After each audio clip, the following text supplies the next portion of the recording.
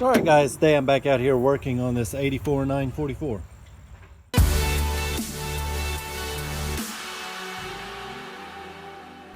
Alright guys, last time I got the engine put back together and now I'm getting ready to start it. But before I do that, I need to drain the fuel tank. So today I'm going to be raising the car up, draining the fuel tank, and changing the fuel filter. Alright, I got the car lifted up now and I'm getting ready to drain the tank and replace the fuel filter.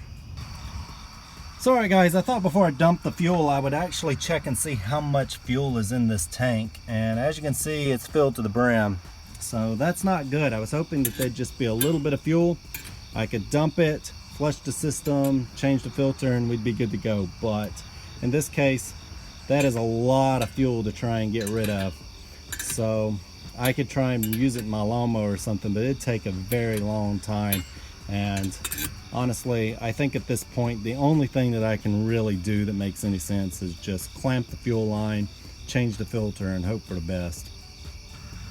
So alright guys, I'm going to go ahead and move on to the electrical. I don't think any of that varnish that was in the tank passed through the fuel filter and made it to the injectors. I think that this car just sat for so long that it just built up varnish in the injectors. So I'm going to go ahead and try and run this tank out, and once we get it low enough we'll change the filter and flush everything out. But for now I need to fix the radiator fans and install a new radio, and I've got one here. I asked the owner if he wanted a new radio, but also mentioned that I had a bunch of them in the shop where I take them out of cars, and this one looks to be in pretty good shape, and he said he'd take it. So I'm going to be installing this Blau Punk model here that looks like it's from the early 2000s. I'm not exactly sure, but anyway, it should work well and I'll get it installed. So alright, I've got the radio wired up and I'm just testing it out now. There aren't any speakers in here, so I had to set one up over here. And tomorrow I'll put some speakers in, and I also need to figure out what's going on with the antenna, since there's about 3 antenna wires, but none of them seem to work. So there is an antenna on the car, I just need to figure out which wire runs to it, and hopefully I can get the radio working. So alright, last night I got the radio wired up, and today I'm going to be installing the antenna. As I mentioned, there's about 3 antenna wires laying here, and I plugged them all in and none of them seem to work. There is an antenna on this car, but I'm not sure which cable runs to it, so I have to figure that out. I also need to install some speakers here, and I think I have a rather nice set and some covers in a parts car. Alright, I believe that I have a set of speakers in this parts car here, and I do actually. It looks to be a very nice set of Kenwood speakers here. So alright, I have the speakers and the radio installed now. I also got the antenna working. So alright, the next project is getting the fans to work. As you can see, there's no wires running to the fans, and it looks like someone took a pair of scissors and cut the wiring in half. So I'm not sure how they had the fans working, or if they had the fans working, but anyway, you can also see that this appears to be the wiring for the thermo fan switch in the radiator, and it's just zip tied here. So no idea what any of this is about, but I do have a plug from a parts car that I'll wire in here, and hopefully we'll get the fans working again. Alright, I've got a parts car here with the wiring harness I need. I'll just go ahead and remove it and splice it into the other harness. So alright, I got the fan plug wires here, and I'll be splicing them onto this car. I'll also connect these wires to the thermo fan switch, and hopefully I'll get the fans running again.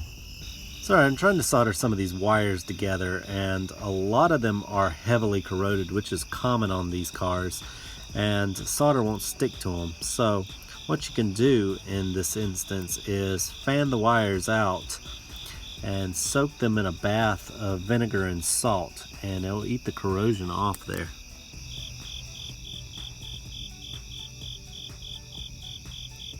Alright, hopefully you can see just how clean these wires turned out. So alright, I've got everything fixed up now, and you can see where I repaired the wiring harness here. And it isn't the cleanest job, but it looks much better than it did, and honestly I've got no idea why anyone would ever cut these wires. So alright, I've got all the vacuum lines connected now, and I've got everything plugged in.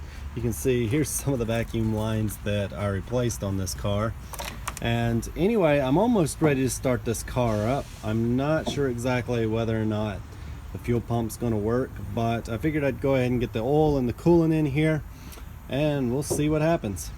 So alright guys, today I'm going to actually try and start this car. You can see I've got the coolant and the oil here. I've also got a jumper, so that way I can jump the DME relay and make sure that the fuel pump isn't clogged up.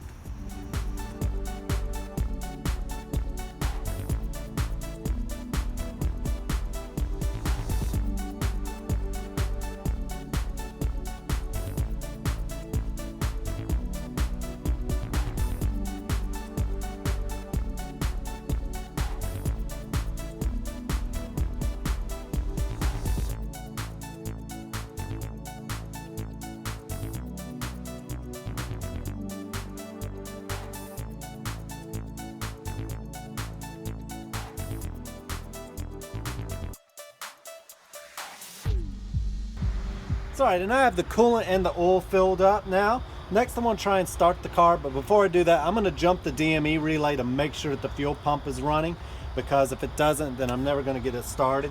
I also want to make sure before I start this car that the fans are running. I don't want it to overheat, so there was a cooling fan relay in the floor, but I tested it in my car and it doesn't work, so I went ahead and ordered another one, which I have here.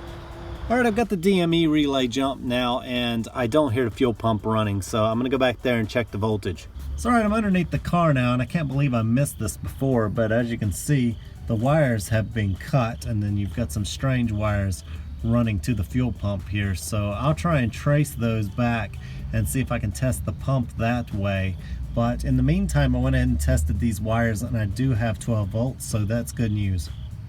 So alright, I traced those wires from the fuel pump back to the trunk here, and it looks like someone had it set up to run the fuel pump off this battery back here, and while it isn't the best setup in the world, it should give me an opportunity to at least check and see if the fuel pump works. So I'll go ahead and connect it here. I don't hear it running, but I do hear knocking from the pump when I do that. Yeah, let me go ahead and connect it here and check and see if it's running. It's wanting to, but it is clogged, so I'll have to take the fuel pump off and either get it unclogged or replace it. So alright, the other night I charged this battery up and tried to start the car, but whenever I would turn the key, I would just get a clunk from the starter and this battery would fall down to 10 volts. So I'm thinking that this battery is bad. There is another battery in the trunk that I'm going to try, but unfortunately it has top posts on it, so I'm going to get these off and replace them with these. Alright, I've got the side post terminals removed, and you can see that these wires need to be cleaned. So I've got, again, a vinegar and salt solution, and I'm just going to leave them soaking in there. So alright, I got the wires cleaned up. Next I'll go ahead and soak them in some water and baking soda to neutralize the acid.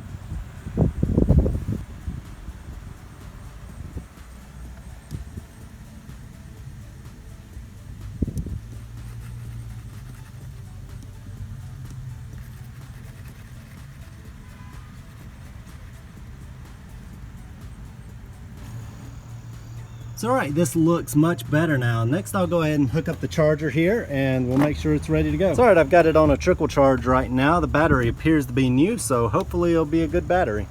Alright, the next thing I need to do is go over to a parts car and cut some wiring for the fuel pump.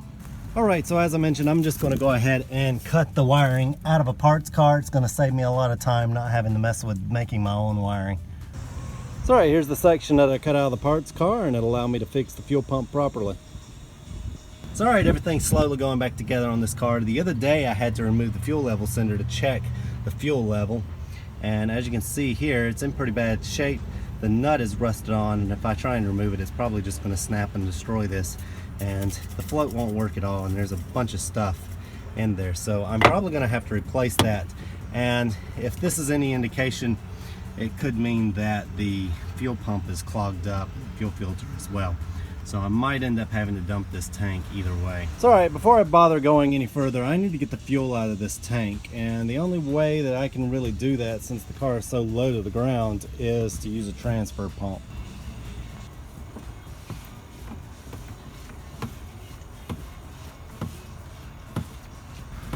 Alright, so here's how many containers it took to remove all the fuel from the tank.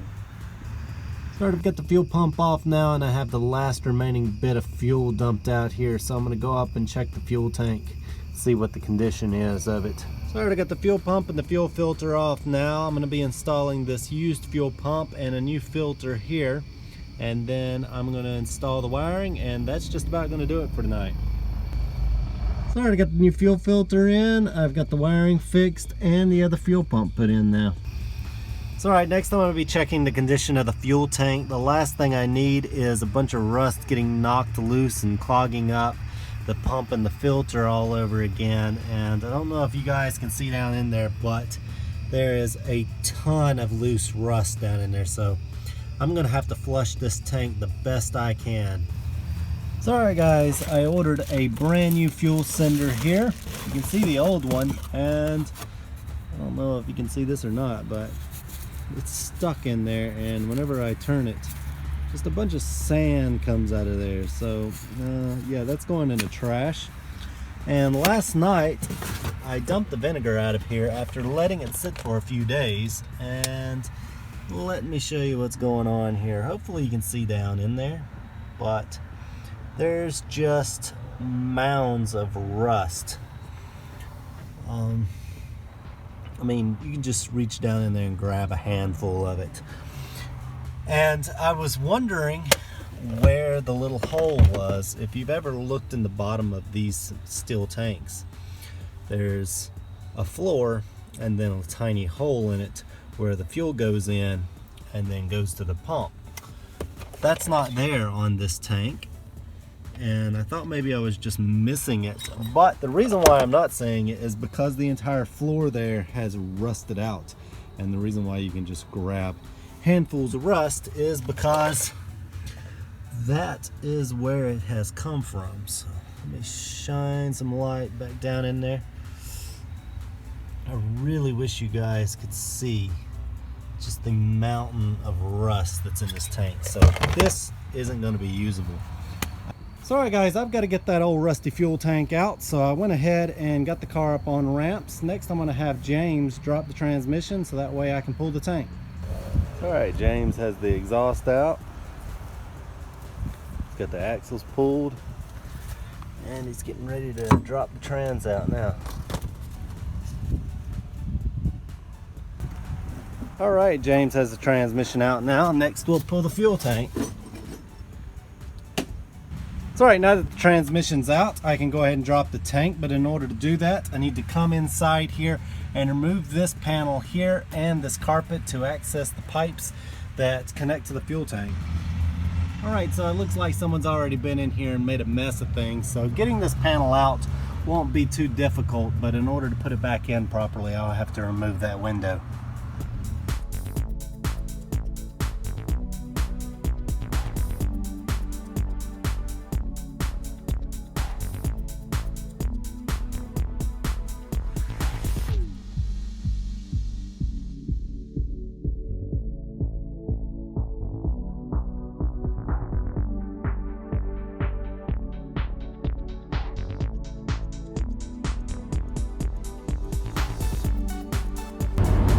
Alright guys, today I'm heading down to Georgia to pick up a new fuel tank for that red 944. I believe that that's been the issue with this car all along.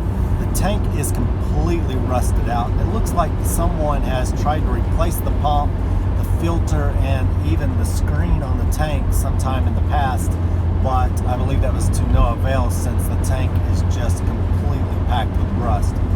Alright guys, I just arrived. I thought we'd walk around and take a look at some of the cars.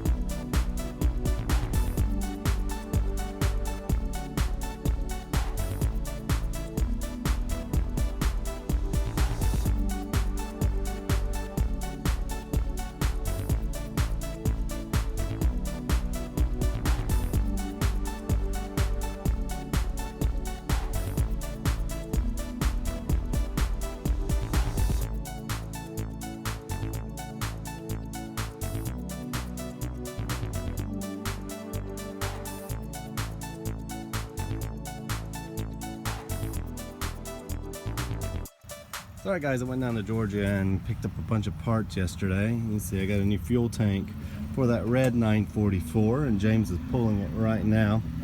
And then I bought a new valance for a car that had just come to the shop and a few other odds and ends. I got some vacuum lines for that black 924S and things like that. And then I also picked up a spare oil cooler housing, which you can see has leaked everywhere. But anyway, I'm gonna go ahead and try and get this tank in today. So here's the tank that I went down and picked up, and I'm not sure you can see it on camera, but this thing is very clean inside there. And this is the one we just pulled out. And you can hear all that rust. There must be 5 pounds of rust down in there. So let me see if I can get some of this to come out.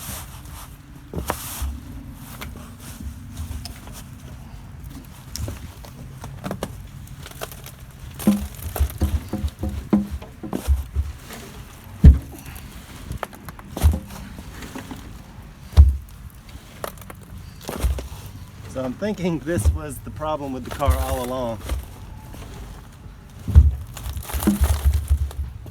So that's just a fraction of the rust that was in there. So we're gonna throw this in the trash, of course, and then I'm going to clean this one out just a little bit more so that way I can line it and it'll never rust again. Alright guys, today I'm gonna be cleaning up this tank so I can line it.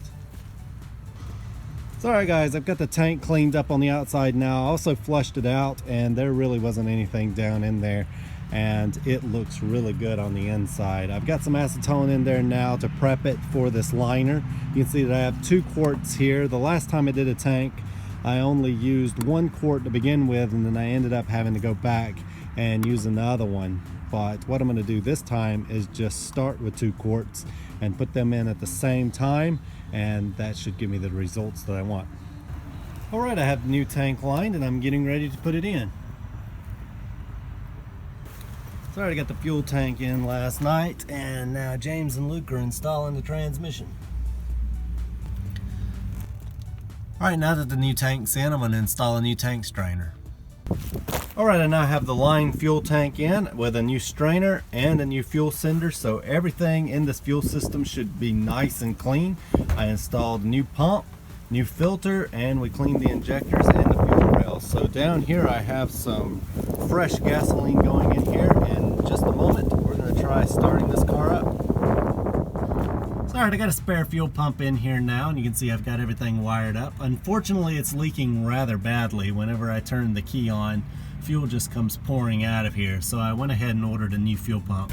Alright, so the new fuel pump just arrived, and I'm going to go ahead and get it in here so I can get this car started up. So alright, we got the new fuel pump in and it no longer leaks. So alright guys, I got the fuel pump fixed, and I'm just going to rotate the engine over and make sure I have oil pressure and everything. You can see I have my air hose stuffed down in the dipstick right now, and the speed and reference sensor is disconnected because I don't want to actually start this car up. I just want to rotate it over a few times and verify that everything's working. Unfortunately, this car does have an aftermarket alarm system, and you can see those red wires there, and it isn't something that is easily removed. So I'm going to try and keep it installed, but some of these wires appear to run to relays, and it looks like that may have been how the fans were running before. You may remember that the wires to the fan were cut, so I'm thinking that they'd rig something up so that way they could activate them with a switch on the interior. So I will omit that, but the rest of this I'm going to try and make work. So here's the alarm module, and it was just stuffed up behind the console there. And normally I would ask the owner if he'd want to remove this, but it looks to be fairly well installed, and honestly it would take me a very long time to undo all this. So hopefully it works, and so I'm just going to go ahead and hook it up and try it out for now. And down here you can see a switch laying below it, and I believe that's how they were turning the fans on and off, but I think I can do away with that and the rest can stay for now. So despite installing a good battery, I'm still not getting the car to turn over. The starter just clunks when I turn the key. So I'm thinking that it could have something to do with this alarm that's installed here. So I'll go ahead and hook it up and see if that's the issue. So all right, what I'm going to try and do here is clean up some of this wiring. I believe that these two here controlled the fans with that switch, and this one here goes to the alarm. And you may remember that when this car arrived that there was a side post battery sitting in here like this. So this wire just connected to it like that, but you can see now that it's too short.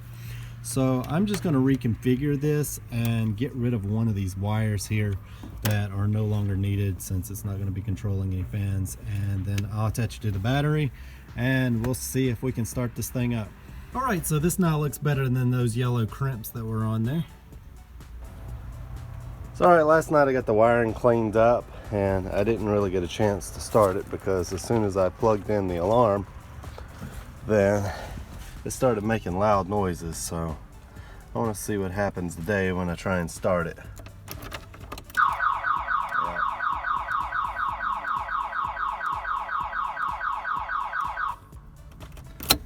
All right, so that isn't good. All right, so yesterday I discovered why the starter wasn't turning. It ended up the starter was bad. And you can see it down here. And we got the new one in now, but this old one had a spade terminal on there. And in order to get a factory starter to work, I'm gonna have to replace the spade terminal that someone's hacked on here with one of these here. And I'll go ahead and get it on, and we should have a good starter. So I didn't have the wire repaired, so I'll go ahead and install it. All right, now that I've got the starter replaced, you can see it turns over and that I have tack bounce. So that suggests to me that I have spark. I can also hear the fuel pump running, but I don't think the injectors are firing. I'm gonna try and get the Noid light out here in just a minute and check everything out. But if the injectors aren't firing, then I think it's going to be due to this alarm down here, but I'll just have to check everything and see how that goes. So anyway, I've been trying to start this car with the fuse pulled out of the alarm, and even though it's clearly wired into the DME harness here, I just thought I'd give it a shot. Whenever I stick the fuse in there, it just goes off and it's extremely loud and annoying. So I don't think that it's going to start with the alarm going off either. So what I'll have to do is remove it. So all right, I was digging around online and I found the instruction manual to the alarm, and the good news is that there should be a button up underneath the dash where I can disable it, but it looks like it's supposed to be connected to the starter, but even with the fuse pulled, the starter works. So if that's the only thing it's connected to, then maybe the alarm isn't causing this issue. All right, you can see I got the fuse in now, and I did find the button hidden up under here where I was able to disable it. But unfortunately, this is only supposed to be wired to the starter, and even with it disabled, the car isn't starting. So I'm gonna go ahead and try a different DME that I have sitting here. All right, as you can see, I have the spare DME plugged in now, and it's doing the same thing as before. I'm not entirely sure why the MPG gauge is bouncing around either, so all that's left to check is the wiring. So alright guys, I'm going to go ahead and have Luke turn the engine over, and you can see that I have an LED stuck here so that way you can see the injector pulses.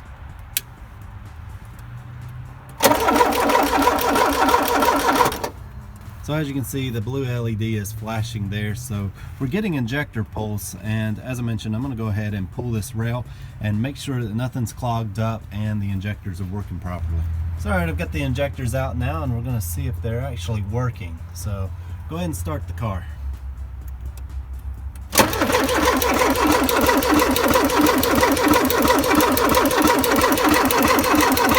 good. No, absolutely nothing is happening here. So, alright, what I'm going to do here is go ahead and remove the return line. I can hear fuel flowing through it, so I'm pretty sure that there's fuel in the rail, but just in case there is a clog somewhere, then this should verify that we're getting fuel, and then that would just show that the injectors aren't working. So let me go ahead and pull this off.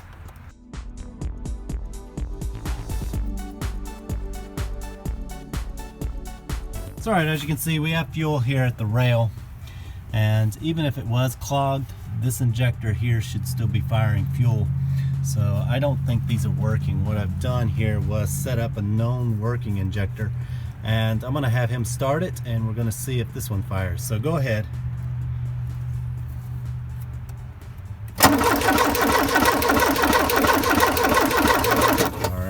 It's alright, I can feel this one clicking as he's turning the engine over, and I don't feel a clicking coming from the rest of these. So that pretty much proves to me that the injectors are indeed not working. So alright guys, unfortunately these are the injectors that I sent off to be cleaned and flow matched, but the only thing that I know to do is to install these working injectors that I have as spares, and hopefully we can get this car running. So as you can see, there's fuel coming out of the rail, so that tells me that the rail isn't clogged up, but I'm still not sure exactly what's going on with these injectors. But as I mentioned, I'll go ahead and swap in another set, and hopefully we'll get this car started up. So alright guys, we got the other injector swapped in now, so we're getting ready to start it up.